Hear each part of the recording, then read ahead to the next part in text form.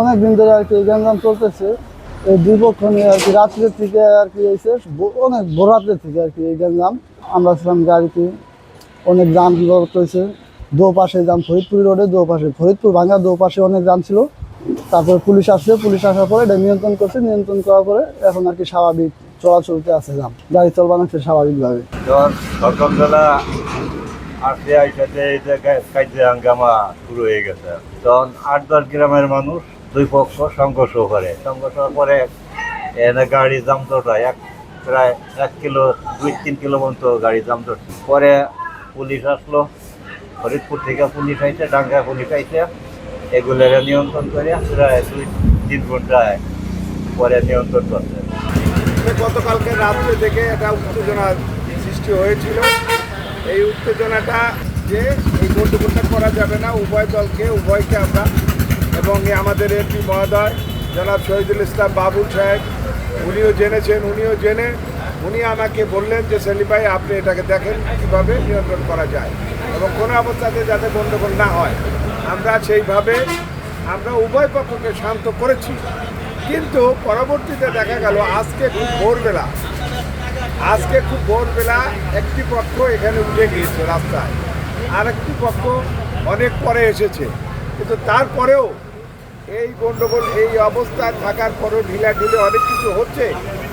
Police প্রশাসন যথেষ্ট ভূমিকা নিয়েছেন, তারাও কিছু করতে পারে না। পরবর্তীতে আমি নিজে এসে আমি জ্যাকেট পরে হেলমেট পরে আমি ওসি মহোদয় এবং এসপি সাহেব সহ সবাইকে নিয়ে উভয় পক্ষকে সান্ত্বনা দিয়ে তাদেরকে দুই পক্ষকে সরিয়ে দিতে চেষ্টা করেছি।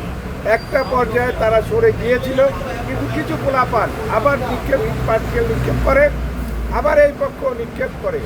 এই অবস্থায় পড়ে যে আমাদের ওসি সাহেব তিনিও আহত হয়েছেন, আমাদের এসপি সাহেব উনি নিজে ওনার কেটে গেছে ইটের আঘাতে, আমিও কয়েকটি আঘাতপ্রাপ্ত হয়েছি। তারপরেও আমরা চেয়েছি যে এলাকাটা শান্তি বিরাজ করুক।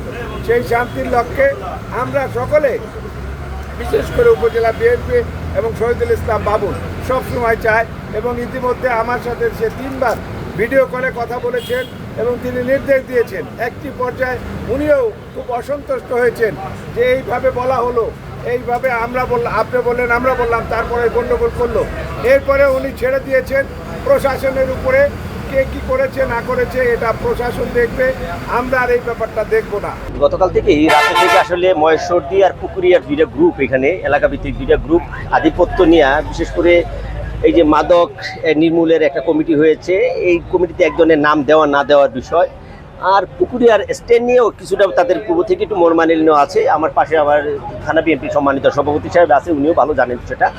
তো এই বিষয়গুলো, সার্বিক বিষয়গুলো নিয়ে আমরা গতকাল রাত্রে থেকে কিছু উত্তেজনা অনুভব করেছি। সেই অনুসারে আমাদের গতকাল রাত্রে থেকে সম্মানিত সভাপতি সাহেব সহ মাননীয় এমপি মহোদয় সহ আমরা সেভারাল টাইম বিবদমান গ্রুপের সাথে কথা বলেছি যে আপনারা নিবৃত্তে থাকেন। মাননীয় এমপি মহোদয়, আমাদের উপজেলা বিএনপি সম্মানিত সভাপতি বা নেতৃবৃন্দ যারা আছে তাদের সাথে বসে এটা কী করে একটা সুষ্ঠু সমাধান করা যায় সেই চেষ্টা আমরা করেছি।